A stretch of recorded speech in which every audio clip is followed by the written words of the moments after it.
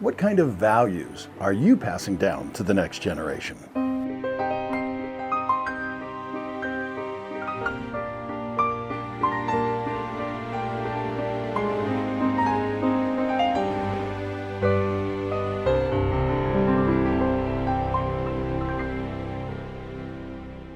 What does a hero mean to you? To me, it's ordinary people doing extraordinary things. It's time for Hero Salute Stories.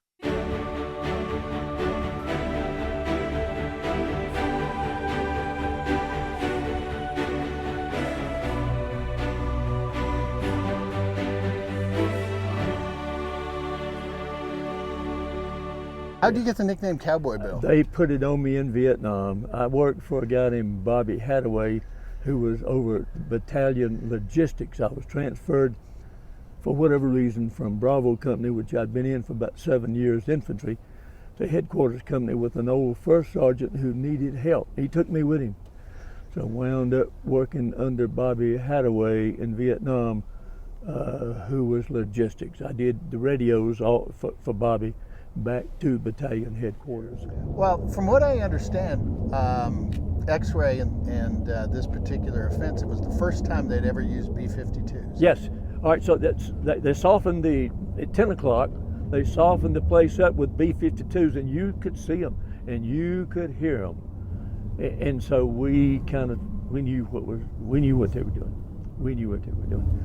But on Monday is when the mess really started flying, and it got so thick that Moore had just run out of options. They had us outnumbered, 1,600.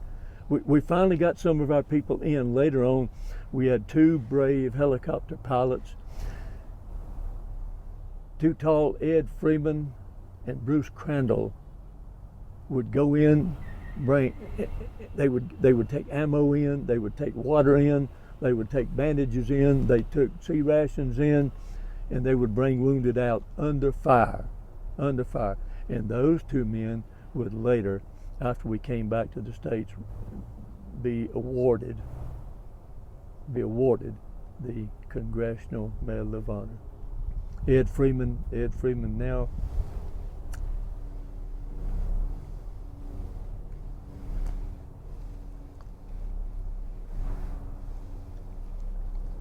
is resting in Boise. So that next day, I lost a squad leader that I'd been with for 4 years. He taught me everything. Knew his wife. He had a little girl right before we left Fort Benning that he just loved. That's all he talked about, his little baby girl. And then we were gone.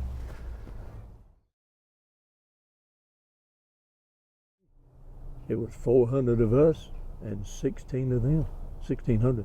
2 regiments, 2 complete North Vietnamese regiments. And they just couldn't handle the firepower.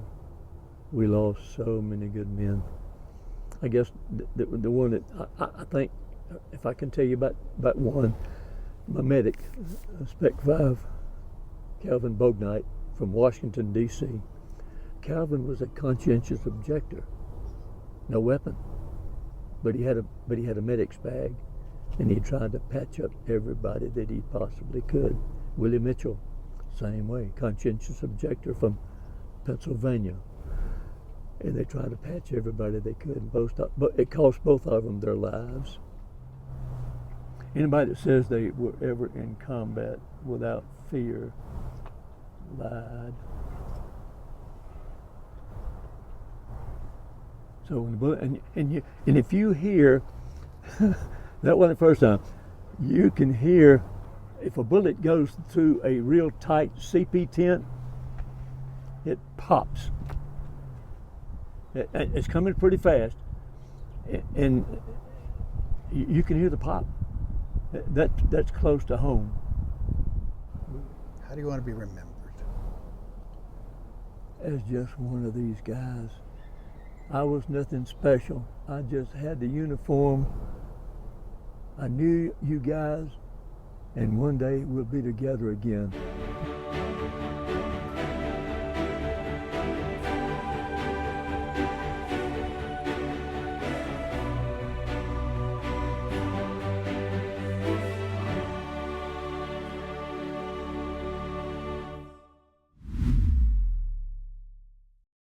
You're watching Family Heritage Stories with me and my grandpa. We'll be right back.